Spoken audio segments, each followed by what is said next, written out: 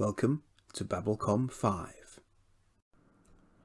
This is episode 3 of Crusade, The Well of Forever, and this episode really makes me wish that Crusade had managed to carry on, because although it's got some odd moments in it, which is typical for Crusade, it's also really nicely written and it's got some really good, interesting character points. It's still quite Galen focused, and we had quite a Galen focused episode if you're watching on the DVD order, just the last episode. So it's funny in a sense because, you know, the captain of the ship is often the focus of these types of shows, and yet ironically the techno mage, for the purposes of Babylon 5 lore, here is actually the focus, because they tend to be such brilliantly fascinating characters, and you do kind of wonder where they'd all be without the technomage in the mix, but that's why he's here, I guess. So, you know, interesting choice of focal point. I mean, it is as much about his relationship with Gideon, of course, as well. It's not just him, but it is really interesting to see him play it through. So people familiar with Babylon 5 will immediately start jumping up and down in the first few frames of this episode, because we see a very, very familiar symbol on an Earth transport vessel approaching the Excalibur, and it is, of course, the Psychor symbol. So that means a telepath, or telepaths, are coming. And people will be going, ooh, is it Bester? Is it Bester? It is not Bester. It is, in fact, one Mr. Jones.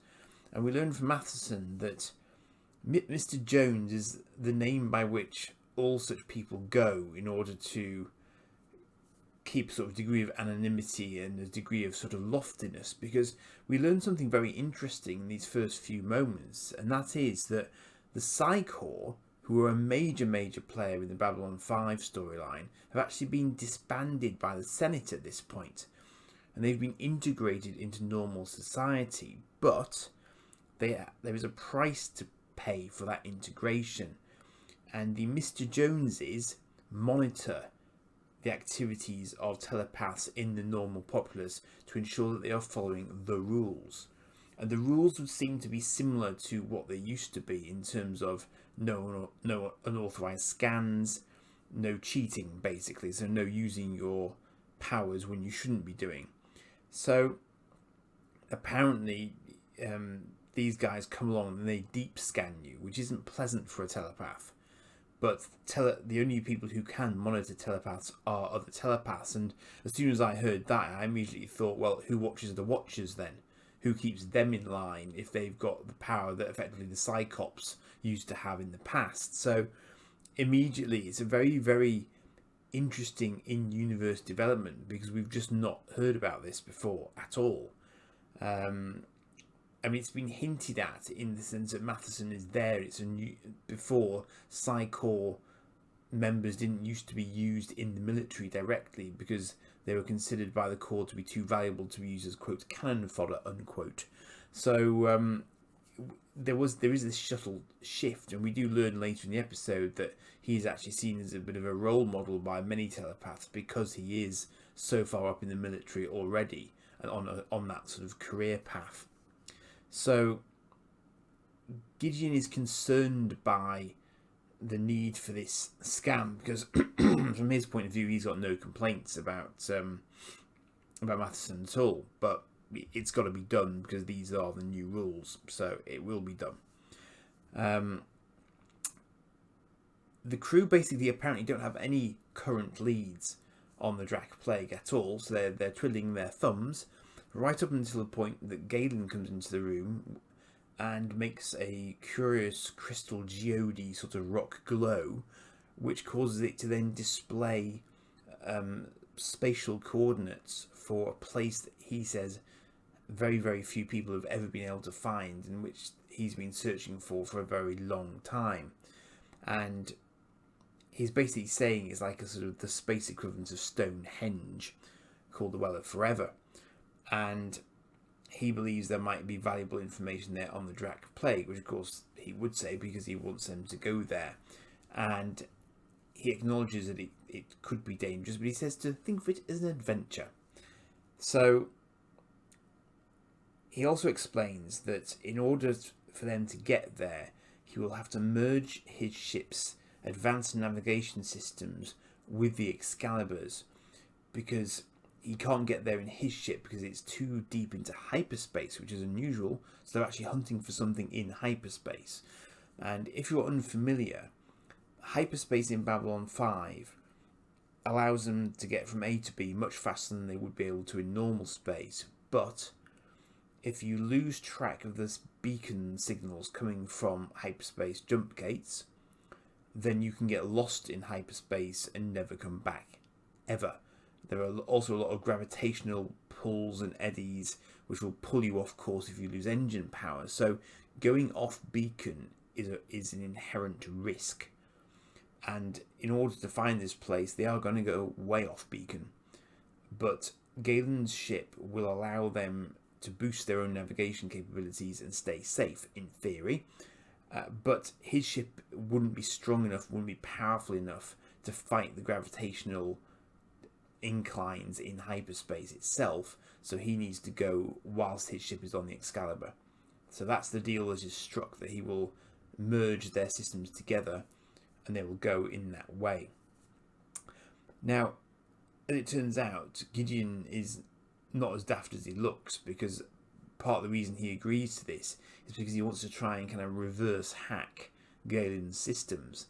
So once Galen's done his technomage wizardry, he and Matheson are then trying to sort of backdoor into Galen's systems. But the guy's a technomage. It's not going to be that straightforward. So anyway, that's what they're going to try.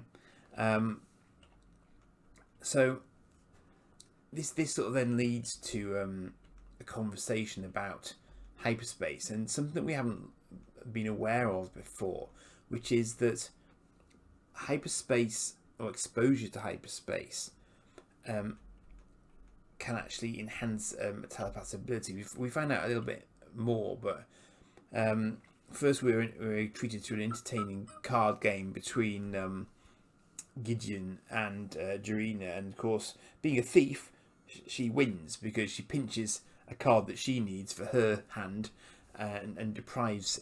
Well, she doesn't actually deprive him of it because he still manages to make a hand, but she improves hers by picking up one of his discarded cards, which he doesn't notice her doing. And she asks about Matheson, and Gideon notes that he's about to have his interview with Mr. Jones. And Mr. Jones is clearly fishing. He's not doing precisely what he's there to do. And he deep probes Matheson, which is clearly uncomfortable for him. Notes that there have been various minor infractions, but he also notes that they're going to the Well of Forever, and he shouldn't be reading mission relevant information. So there's clearly he is hunting for something more, because apparently his ability to get promoted is dependent on digging up dirt on other telepaths. So he's actually got a vested interest in finding dirt. So there are a couple of sort of minor infractions that he's found, which in anyone else could just go unmentioned. But when it comes to Matheson and his position and the way he's viewed by other telepaths, he feels it's significant enough that he should be sent back to sort of Cycle headquarters or the Senate Metasensory division, I think it was, in order to have more sort of close scrutiny happen. Which of course Gideon doesn't want, because he doesn't want to lose him. So that'll be a plot point for later. So basically, Matheson is not impressed by this scan. He does tell Gideon about this unauthorized nature of the scan.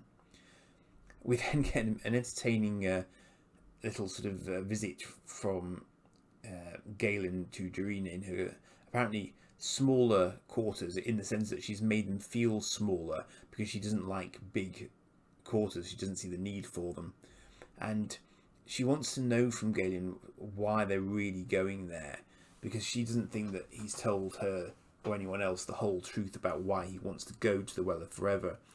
and he just explains to her that it's a spiritual, sacred place, and that if you ask the right question there, then you will get an answer.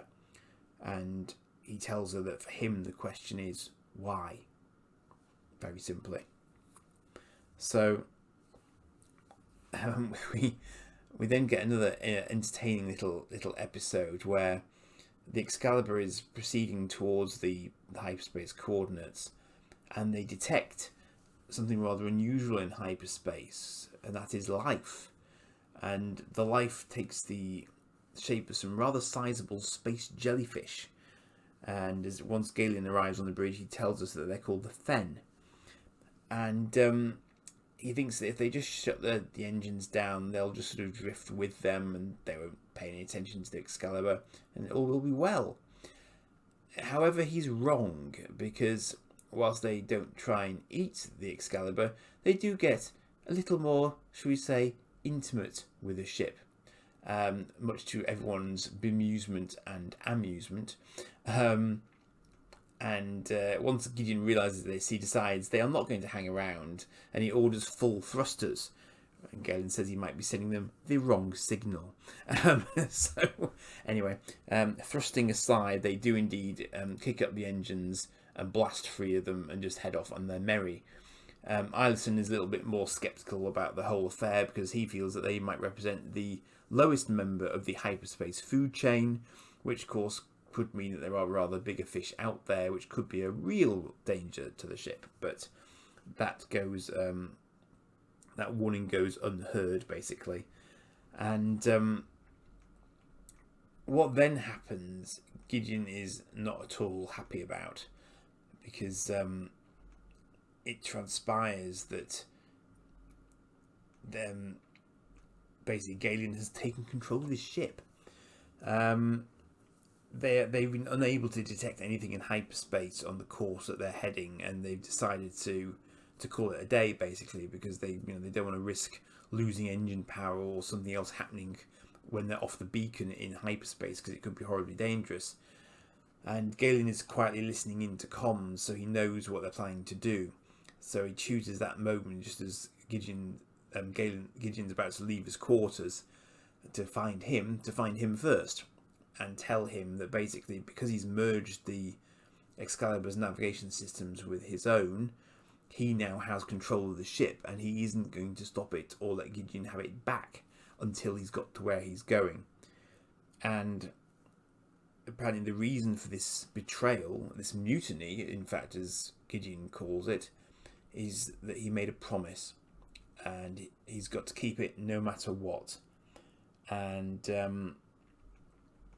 that's basically all there is to it. And Gideon says if he does this, then he's going to be on his own again, and he says he's been on his own before.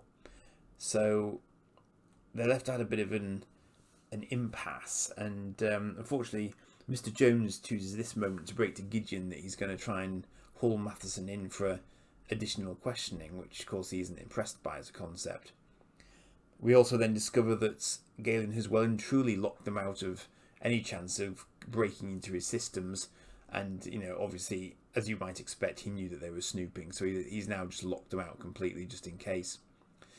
And just as that's revealed, Galen comes back onto the bridge because they've identified a veil in hyperspace which they hadn't picked up to this point, and Galen knows exactly what this means, and the Excalibur breaks through this barrier very, very easily, and ahead of them lies the Well of Forever, and it's really rather beautifully done graphically, and it's got its own gravity, it's got its own atmosphere, but it's the Excalibur just kind of holds position next to it.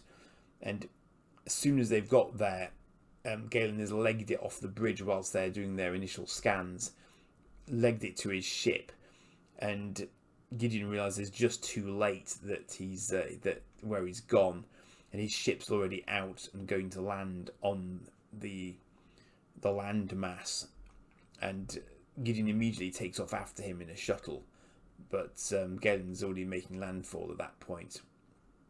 And we see that in his ship he's fetched a medallion, which he very carefully puts around his neck. and Gideon joins him fairly sort of rapidly on the place that he's decided to land, and Alison meanwhile is getting very excited because the composition of the well is immensely valuable. All sorts of precious metals, and also interestingly, there's reference to Quantum 40, which is what jump gates are made of. So in the Babylon 5 universe, that's well worth having, basically. There's also a mention just before they get there that Matheson can't go down to the Well of Forever because being exposed to hyperspace boosts his P rating massively, apparently. So he said that he could accidentally scan people at a glance, which is not something that a normally rated telepath can actually do. I'm not actually sure what his rating is in P terms. I can't remember it's been mentioned in an episode before now, and I don't think it was mentioned in this episode either. But basically, he's saying he'd get a massive kick from it here. So he can't risk being in hyperspace with others because he could just scan them completely accidentally. But equally, regulations say that he can't go into hyperspace by himself. But even though Gideon does encourage him to experience it once at least, but he just can't do it. So Alison's getting very giddy, but Doreena's pointing out to him that the point of this place isn't riches, because she can tell from the way it's structured that it's actually a mausoleum. So these are tombs, and the reason it's got so many valuable minerals on it is because people have left them there in tribute to those who have passed. So clearly you would have to have been of quite a high level of technological sophistication to bring your dead here. So the whole place was probably put in place by a very sophisticated civilization in the first place, and so it's a tomb for their sort of brightest and best, if you like. So it's that sort of significance, and you would have thought that someone from IPX would have figured that out, but I think he was so lost in his scanners and his sort of metallurgy and all that sort of good stuff that he'd completely forgotten to look out the window, basically. And that is very much why Galen is here as well, because this is a place for the departed. So Gideon asks him, why is he there, and why has he brought them this far out to this crossroads, where which people believe have power. And he explains that he's here for Isabel, and he tells Gideon that every techno-mage knows 14 words to make someone fall in love with them, but she only needed one, which was hello, which is lovely. And he tells a time that he spent with her when they just wouldn't speak to a word to one another. They just sort of sit together reading, and he can recall every detail on the hem of her robe, even though he can't remember memorizing it. And Gideon asks if she was his wife, but he says that she wasn't in the normal, typical sense, because technomage relationships don't really work like that, but she was his love.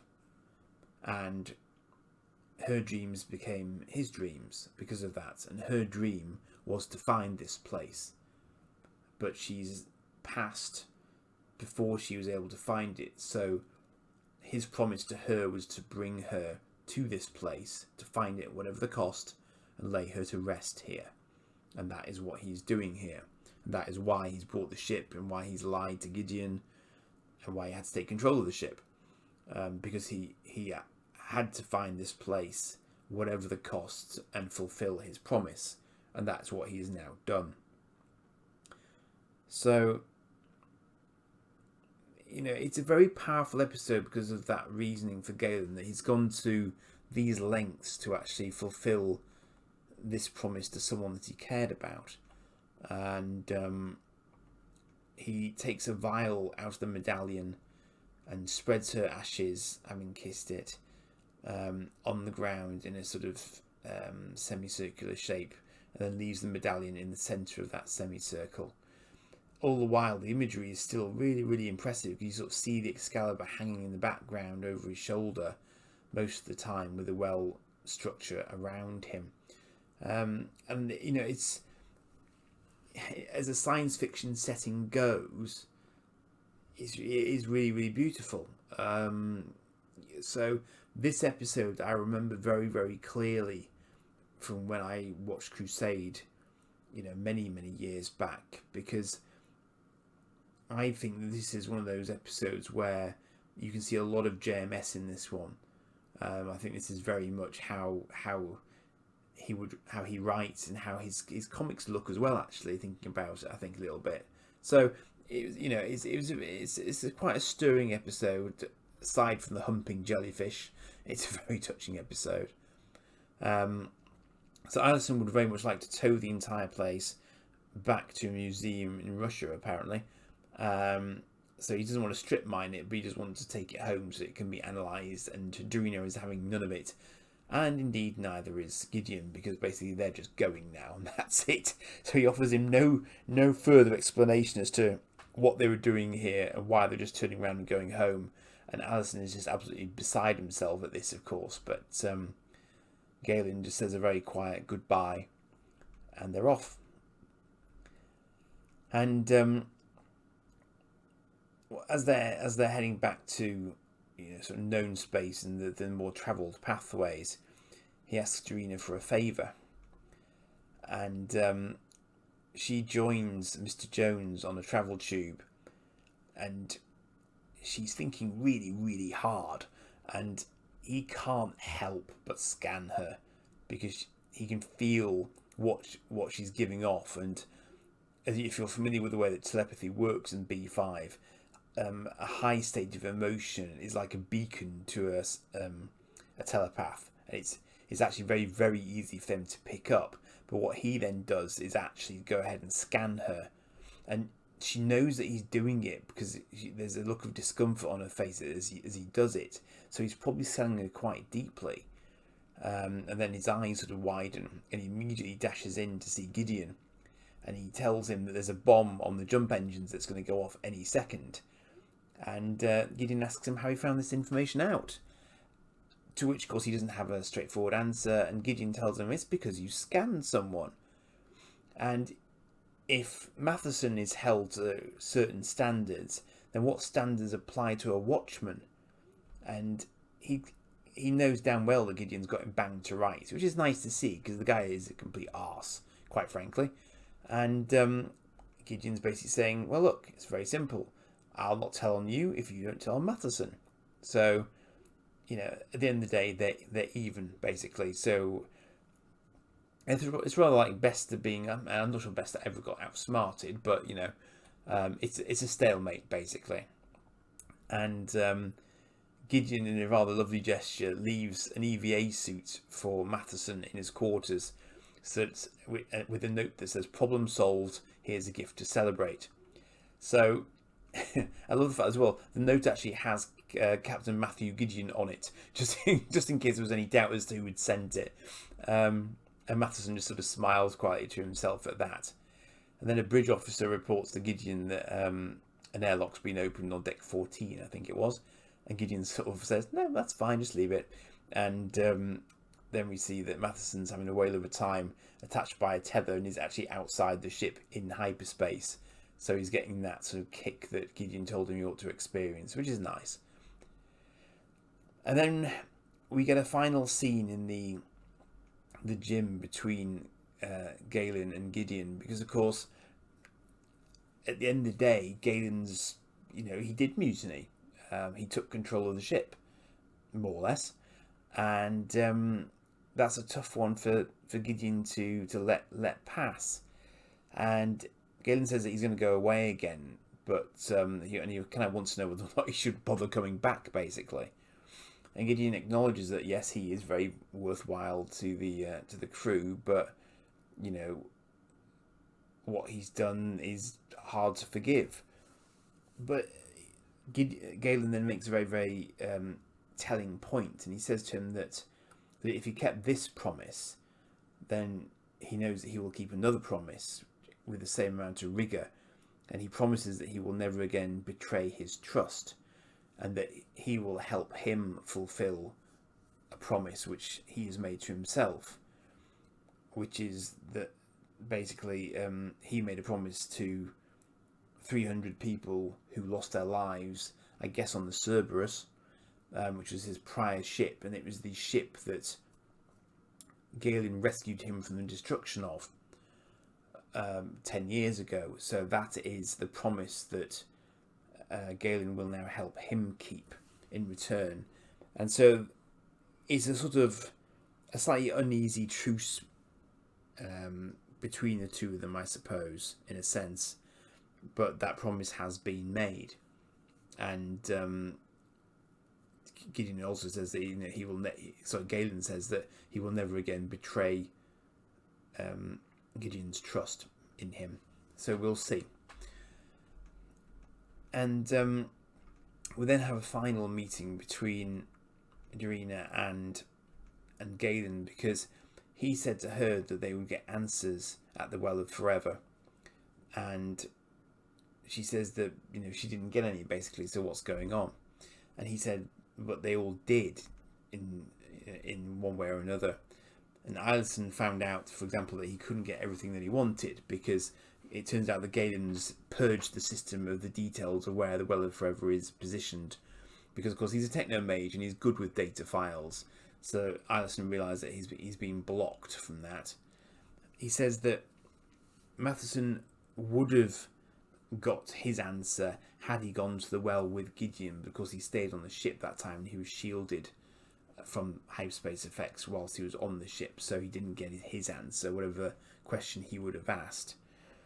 And Matthew would have got his answer, except that he wasn't listening, so he didn't hear the answer, and he will have to find it another way. And finally, of course, she asks, well, what was my answer? And Galen says that she shouldn't ever talk about him in front of an open comlink to his ship, and he produces a hologram of her in his hand, saying that basically she doesn't trust anyone to do anything for purely good reasons, that there's always something else behind it, basically. And she's annoyed that she's been caught out by him on that basis. And then she asks him if he got an answer to his question, and he says no. He says that the answer to why will take a little bit longer to find out. And that's where that episode ends. And it is a really, really interesting episode, because if you know your Babylon 5 lore, you get a lot of development on the Psychor front, in terms of Psychor having been disbanded is a massive thing. So obviously there's a hell of a lot of backstory there that's happened in the intervening years between the end of Babylon 5 and Crusade. And we know that we know that there was telepath infighting going on, and we know that Lisa Alexander was going to try and arrange something along those lines. But of course, what we didn't know was that the Senate was actually going to end up disbanding Psychor officially, which is what seems to have happened. So presumably this is covered in the Psychor trilogy of books, which I haven't actually read yet, but I do have them. So that's one for me to look at in the future. But basically, there are these watchmen who are going to be keeping an eye on the telepaths who are still in the normal populace now. But of course, they themselves need to be scrutinised by somebody somewhere, so it's not really clear exactly how well that's working, if Mr. Jones is typical of the Mr. Joneses as a whole. So we'll see. I don't know if we'll see any more of those. I suspect not, because the impression you get is that Matheson's getting checked every sort of 6 months or so we probably wouldn't see him again in the series. Again, sort of more detail on the techno mages, and we know that now that Galen has had a relationship, but that she's died. We don't know what the circumstances of her death were. He mentions her being quite sort of slight, but there's no indication of any sort of illness or anything having happened. So I guess we don't know whether or not the death was sudden or done by an outside actor or something. You'd probably have to be pretty stupid to do something like that to a techno mage, but he does describe her as being the best of them. So you do wonder whether or not something internal happened there. Anyway, it's an unanswered question, which is appropriate for the episode, I suppose, in the sense that we didn't go to the well forever, so we don't get an answer. But he clearly has some emotional baggage there, which will form part of his character going forward, perhaps.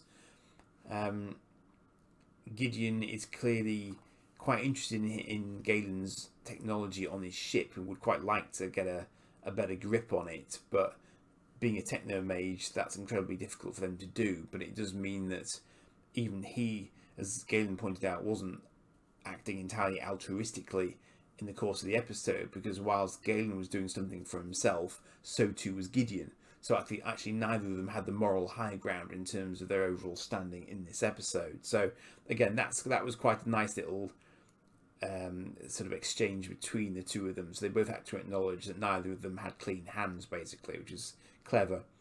The hyperspace boosting psi power thing is not something we've heard before, although it does kind of pan out, because I think Bester once implied that he could find ships in hyperspace, which wasn't something that was widely known, but that it would follow that he could do that if because he was a very, very strong telepath.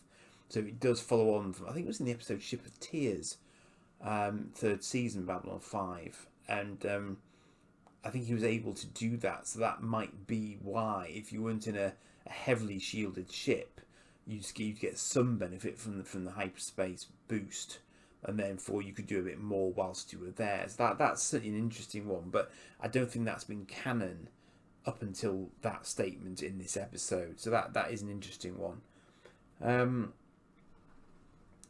And we also got Sodrina, who's obviously she's got a very different mindset to Ilison in terms of what places mean and how she views the world, and she doesn't trust readily. That's apparent from this episode, but she wants to trust Galen, which again is interesting, because she's obviously got quite a lot of respect for him, and she wants to trust, but again in this episode it's kind of damaged that potential, I suppose, for them. But it is what it is. I'm not sure. We'll see how that goes, because obviously he equally has something on her now, where she's been a bit equivocal about how trustworthy he is. So therefore, why should he trust her if she doesn't quite trust him either entirely? So it's an interesting sort of seesaw, that one. So again, I think of the episodes so far, this one's probably my favourite, I think, and I think it's probably the strongest one of the series, if I remember rightly, possibly. Because again, it's techno mage heavy, but there's a lot of nice interaction, and there's already the sense that the crew have got each other's backs. No sign of the Doctor in this one, but then there wasn't anything sort of particularly plaguey about this one. And again, it's another episode where it's more about the character interaction than about the plague plot, but that's okay. They've all got nearly 5 years left, so no mad rush. So with that, I shall leave you there. Do like and subscribe as ever, and I will join you for the next one. Cheers for now.